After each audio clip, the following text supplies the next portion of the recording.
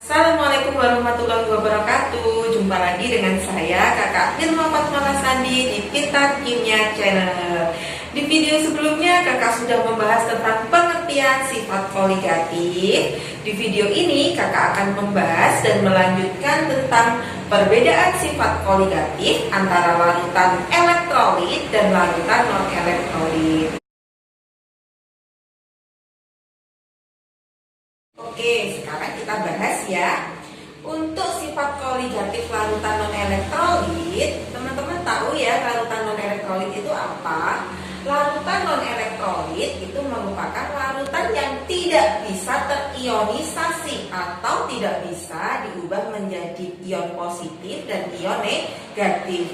Contohnya di sini adalah gula, yaitu dengan rumus molekul C12H22O11. Kemudian ada glukosa C6H12O6 dan ada urea CONH2 dua kali. Ini merupakan salah satu contoh dari larutan non-elektrolit.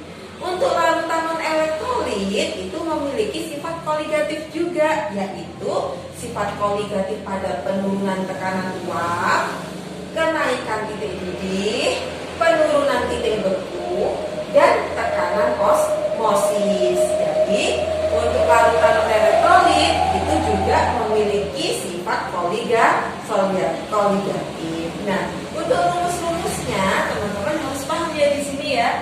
Untuk tekanan uap itu adalah P sama dengan P0 dikali fraksi mol pelarut. Untuk delta P sama dengan P0 dikali fraksi mol terlarut. Ini adalah rumus dari penurunan tekanan uap. Untuk kenaikan titik didih itu disimbolkan dengan delta TB. Kita menghafalkannya adalah boil. Delta TB boil artinya adalah mendidih. Kenaikan titik didih disimbolkan dengan delta TB sama dengan M kali KB. Delta TB adalah kenaikan titik didih, sedangkan M adalah molaritas dan KB adalah ketetapan kenaikan titik didih. Kemudian juga memiliki sifat koligatif yang dinamakan dengan penurunan titik beku. Penurunan titik beku itu disimbolkan dengan delta TF sama dengan M kali KF. M itu adalah molaritas, sedangkan KF adalah tetapan penurunan titik beku. Kemudian juga memiliki sifat koligatif yaitu tekanan osmosis dengan rumus P sama dengan M kali R kali T. Nah, teman-teman harus hafal ya di sini tentang rumus dari sifat koligatif larutan non-elektrolit. Kemudian selain larutan non-elektrolit itu juga ada larutan elektrolit. Larutan elektrolit itu merupakan larutan yang dapat terionisasi, berarti memiliki derajat ionisasi. Contohnya adalah CH3COOH. Ini kalau bereaksi menjadi CH3COO- plus H+. Sedangkan NaOH itu juga termasuk larutan elektrolit. NaOH bereaksi menjadi Na plus OH-. Sedangkan HCl kalau bereaksi HCl menjadi H plus Cl-. Kemudian H2SO4 kalau bereaksi menjadi apa nih? 2H plus SO4 2-. Kemudian contoh CaOH 2 kali ini juga dapat terionisasi menjadi apa? Menjadi Ca2 plus 2OH-. Nah, di sini ini merupakan contoh dari larutan elektrolit karena memiliki N. N itu adalah jumlah ion, jumlah zat yang terionisasi. Itu namanya adalah larutan elektrolit. Ingat-ingat ya, kalau larutan non elektrolit itu tidak terionisasi, kalau larutan elektrolit itu dapat terionisasi. Kemudian larutan elektrolit itu ternyata juga memiliki sifat-sifat koligatif yang sama dengan larutan non-elektrolit. Ada penurunan tekanan uap, ada kenaikan titik didih, ada penurunan titik beku, sama tekanan osmosis. Rumusnya sama, cuman di sini apa bedanya antara larutan elektrolit dan larutan non-elektrolit? Ada yang tahu? Oke, untuk perbedaannya adalah untuk larutan elektrolit itu memiliki harga I. Jadi rumusnya dari larutan non-elektrolit itu dikalikan I. Contohnya penurunan tekanan uap. Untuk larutan non-elektrolit tanpa perkalian I. Tapi kalau pada elektrolit, delta P-nya adalah P0 dikali XT dikali I. Ya.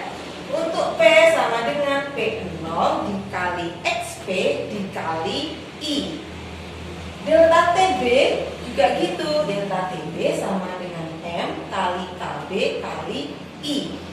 Delta TF sama dengan M kali KF kali I. Q sama dengan M R T dikali I. Nah itu ya teman-teman bedanya untuk larutan elektrolit dan larutan non-elektrolit. Perbedaannya adalah pada I-nya. Jadi kalau larutan elektrolit itu harus dikalikan harga I. Nah sekarang pertanyaannya, apa sih harga I itu? Ada yang tahu? Oke, langsung saja ya. I itu adalah faktor Van Hoff. Jadi kalau kita menghitung itu adalah 1 plus N-1 dikali alfa. I adalah faktor Van Hoff. N ini adalah jumlah ion, jumlah ion yang sudah terionisasi pada larutan elektrolit. Alfa adalah derajat ionisasi. Nah sekarang contohnya, jika ada CaCl2 dengan alfa sama dengan 1, berapa sih faktor Van Hoff-nya? Kita hitung ya. Sekarang CaCl2 itu kalau terionisasi menjadi apa? Menjadi Ca2 plus 2Cl min. Berarti di sini ada ion berapa teman-teman? Ionnya jumlahnya adalah 1, ini 2. Berarti jumlah ionnya berapa? 3, 1 ditambah 2 ya. Jadi ada 3 ion. Jumlah ion tadi apa namanya? N ya, N sama dengan 3. Sedangkan alfanya sama dengan 1.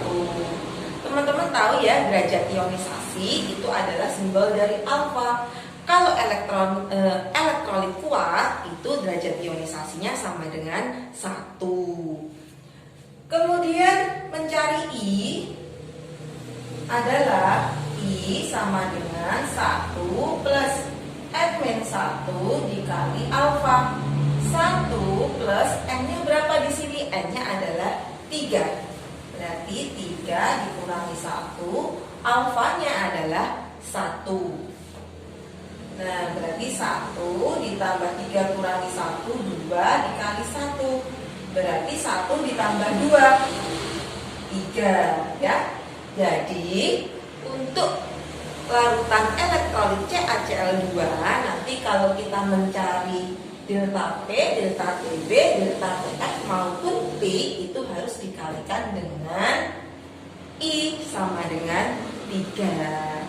Nah, seperti itu teman-teman. Selain itu, kita juga harus hafal ya tentang rumus-rumus dari penurunan tekanan uap, kemudian kenaikan titik didih, penurunan titik beku, dan tekanan osmosis.